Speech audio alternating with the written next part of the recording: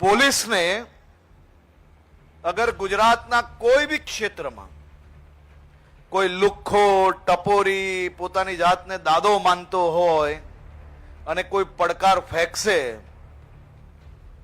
तो पुलिस एनो एवो हाल करशे કે ભવિષ્યમાં હનુમાન દાદા સિવાય કોઈની પૂજા કરવા ના જાય તે પ્રકારની પરિસ્થિતિ કરવા માટે ગુજરાત પોલીસને ખુલ્લો હાથ આપવામાં આવ્યો છે।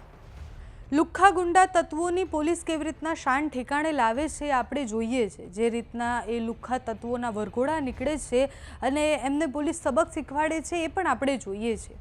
અને જ્યારે ગૃહમંત્રી એવું કહે કે અમે પોલીસને છૂટ આપેલી છે કે આવા કોઈ પણ તત્વોને છોડવાના નથી, ત્યારે ઘણા બધા પ્રશ્નો પણ થાય છે અને પછી એના ઉદાહરણો પણ આપણી પાસે હોય છે। પણ આ બધાની વચ્ચે ગાંધીનગરમાં પોલીસ આવાસના ખાતમુહૂર્ત અને અલગ અલગ કાર્યક્રમના ખાતમુહૂર્ત માટે ગૃહમંત્રી ત્યાં હતા।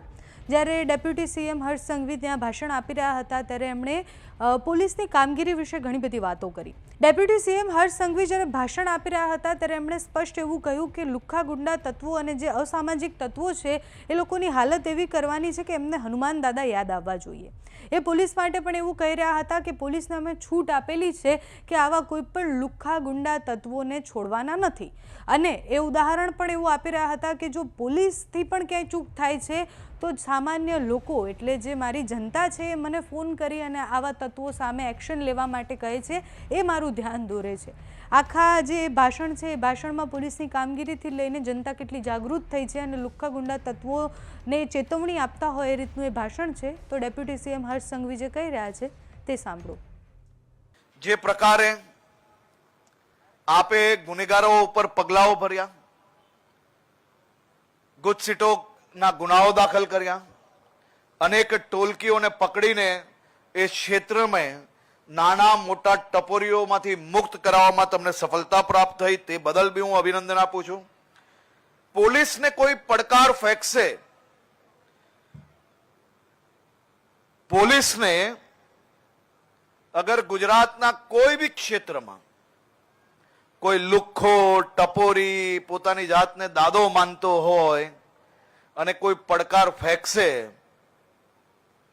તો પોલીસ એનો એવો હાલ કરશે કે ભવિષ્યમાં હનુમાન દાદા સિવાય કોઈની પૂજા કરવા ના જાય તે પ્રકારની પરિસ્થિતિ કરવા માટે ગુજરાત પોલીસને ખુલ્લો હાથ આપવામાં આવ્યો છે।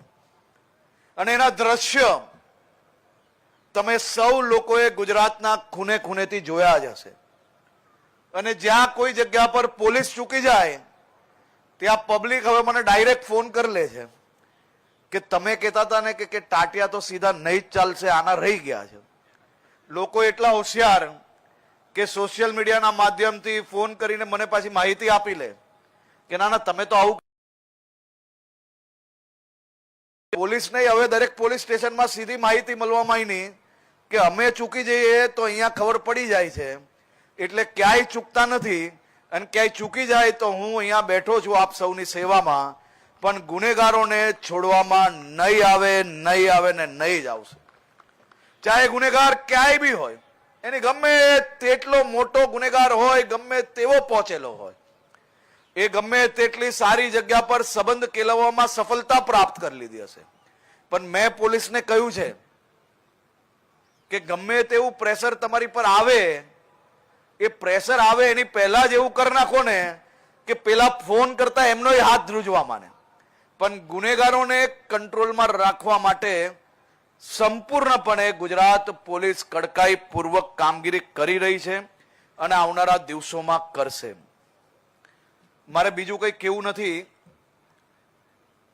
પરંતુ ગુજરાત પોલીસના કામગીરી અને ખાસ કરીને ડ્રગ્સ જેવા વિષયો હોય, વ્યાજના દૂષણખોરોને રોકવાના વિષય હોય કે પછી બલાત્કારીઓને ફાંસીના ફંદા સુધી પહોંચાડવાના કાર્ય હોય, આ બધી જ દિશામાં ગુજરાત પોલીસ અદ્ભુત કામગીરી કરી રહી છે। ગુજરાત પોલીસે છેલ્લા માત્ર 90 દિવસની અંદર 45 થી વધારે ડ્રગ્સ માફિયાઓને સજા અપાવવામાં સફળતા મેળવી છે. પકડવામાં નહીં, સજા અપાવવામાં સફળતા પ્રાપ્ત કરી છે. એવી ગુજરાત પોલીસની આખી ટીમને હું આજે અભિનંદન આપું છું, ખૂબ ખૂબ શુભકામનાઓ આપું છું.